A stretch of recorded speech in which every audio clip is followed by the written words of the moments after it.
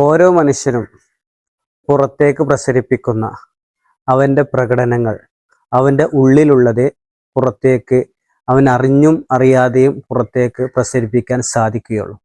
ഒരു ഉദാഹരണം പറയുകയാണെങ്കിൽ, നമ്മൾ ഒരു രാത്രി ഒരു വഴിയിലൂടെ ഇങ്ങനെ നടന്നു പോവാണ്.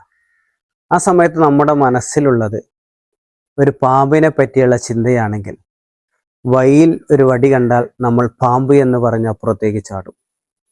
അതാണ് ഞാൻ നേരത്തെ പറഞ്ഞത്. നമ്മുടെ ഉള്ളിൽ എന്താണോ, നമ്മൾ എന്താണോ ചിന്തിക്കുന്നത്, നമ്മൾ എന്തിനെക്കുറിച്ചാണ് ആലോചിക്കുന്നത്, അതിനനുസരിച്ചായിരിക്കും നമ്മളുടെ അബോധ മനസ്സ് അല്ലെങ്കിൽ നമ്മുടെ ബ്രെയിന് പ്രവർത്തിക്കുക.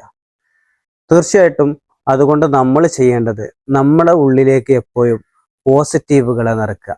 പോസിറ്റീവുകളെ നിറക്കുക എന്ന് പറഞ്ഞാൽ നമ്മൾ നല്ല നല്ല കാര്യങ്ങൾ സംസാരിക്കുക, നല്ല നല്ല വായനകൾ നടത്തുക, നല്ല കാര്യങ്ങൾ ചിന്തിക്കുക. ഇങ്ങനെയൊക്കെ ചെയ്യുമ്പോൾ തീർച്ചയായിട്ടും നമ്മുടെ അബോധ മനസ്സിന് പോസിറ്റീവ് നിറഞ്ഞ് നിൽക്കും.